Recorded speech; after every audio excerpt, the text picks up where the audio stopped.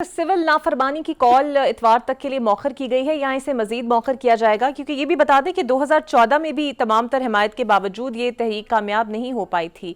तो अब आपको कितना लगता है कि आप लोग सक्सेसफुल हो सकते हैं इसके अंदर?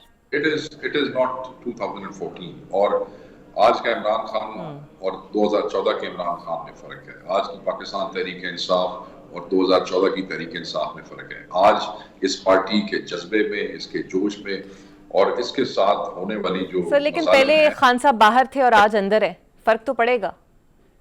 देखें, जब खान साहब बाहर थे तो उस वक्त भी इतनी ग्रैंड मोबिलाइजेशंस के पीछे नहीं हुई थी जितनी अब हुई है। फर्क तो पड़ा है।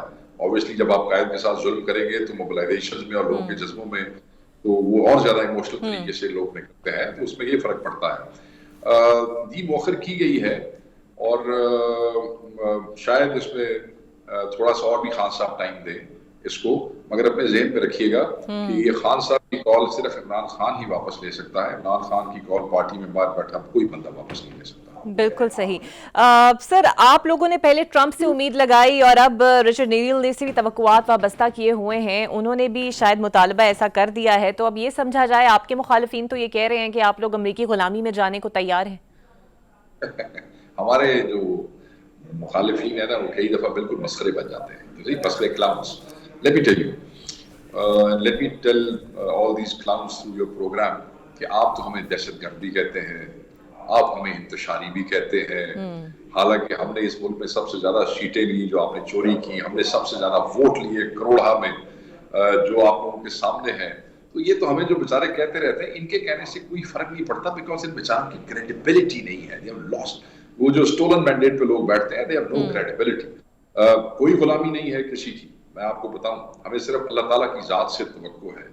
हमें उम्मीद है अपनी आवाम से, हमें उम्मीद है अपने जुडिशल सिस्टम से, अपनी जुडिशरी से, जिसको ये हुकूमत तंग करती है और जज खत लिखने पे मजबूर हो जाते हैं। हमें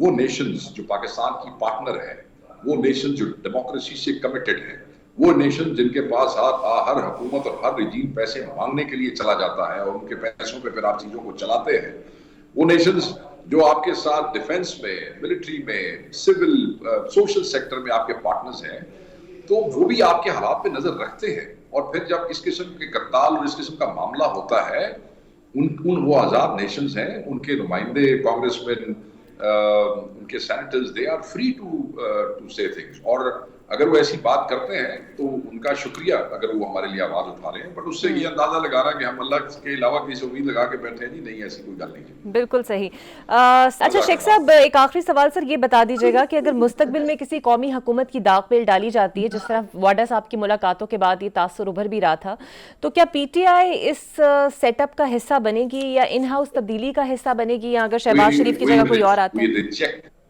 We reject this. Imran Khan has been asking his stolen mandate back. हमें अपना मैंडेट वापस चाहिए। ये कोई मजाक नहीं है कि लोगों ने वोट इमरान खान के लिए किया है और अब चंद लोग अपनी दुकानदारी चमकाने के लिए कहेंगे एक बंदे को वजीर आजम बना दो अपनी मर्जी का और 4 वजीर ले लो, पीटीआई के 4, नून लीग के 4, पीपल्स पार्टी के 2, मौलवी के 2, फलाने के। ये कोई तरीकेकार है? लोगों ने जिसको वोट दिया है वो असल हकीकी नुमाइंदे हैं, उन्हीं को हुकूमत की बागडोर से। ये नेशनल जो हुकूमत है, ये किस शोशे का नाम है? और ये चंद मुनज़्ज़म लोग हैं, 1, 2, 3 टीवियों पे बैठते हैं और आप लोग भी उनको रोज बुला लेते हैं। वो रोज एक ही कहीं से वो लेके आए हुए लाइन उसी को प्रोपेगेट करते हैं। But categorically we reject it.